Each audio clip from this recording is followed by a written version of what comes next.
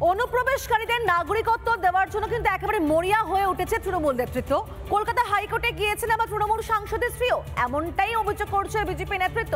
যদিও তার পাল্টা জবাব দিয়েছে তৃণমূল, এবং সবকিছু মিলিয়ে কিন্তু এই মুহূর্তে রাজনীতির হাওয়া একেবারেই গরম। আমরা থেকে দিল্লি থেকে ধরেছে, আমরা কাজ করতে গেছিলাম, तब हमरा बोलम आधार कार्ड देखालाम, हमरा बांग्लादेशी लय।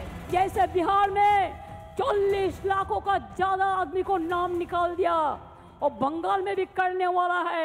अगर करेगा तो घेराव कर्मसूची करेंगे, पूरा घेराव होगा, पूरा आंदोलन होगा।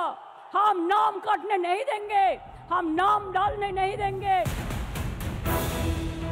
21 জুলাই মঞ্চে কার্যত অনুপ্রবেশকারীদের হয়ে হুঙ্কার। বিজেপির অভিযোগ, অনুপ্রবেশকারীদের জন্য আগেই আইনি লড়াই শুরু করেছে তৃণমূল। কলকাতা হাইকোর্টে মামলা করেছেন তৃণমূল সাংসদ সামিরুল ইসলামের স্ত্রী শবনম সুলতানা। তৃণমূলের সব সাংসদই এরকম। মহুয়া মৈত্র তো সুপ্রিম কোর্টে চলে গিয়েছিলেন।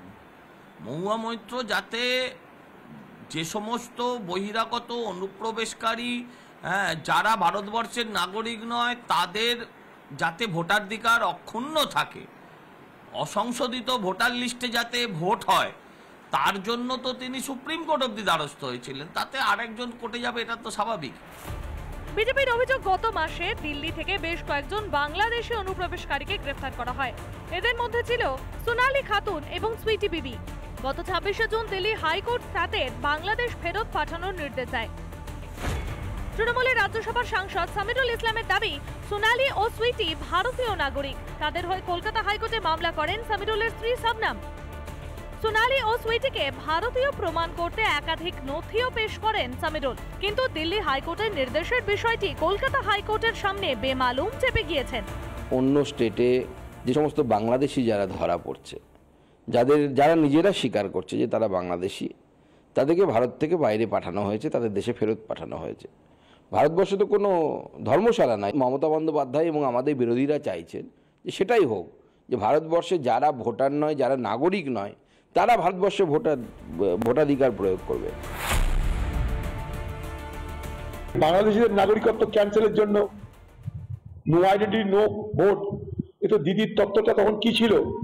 বাংলাদেশিদের অনুপ্রবেশকারীদের বিরুদ্ধে।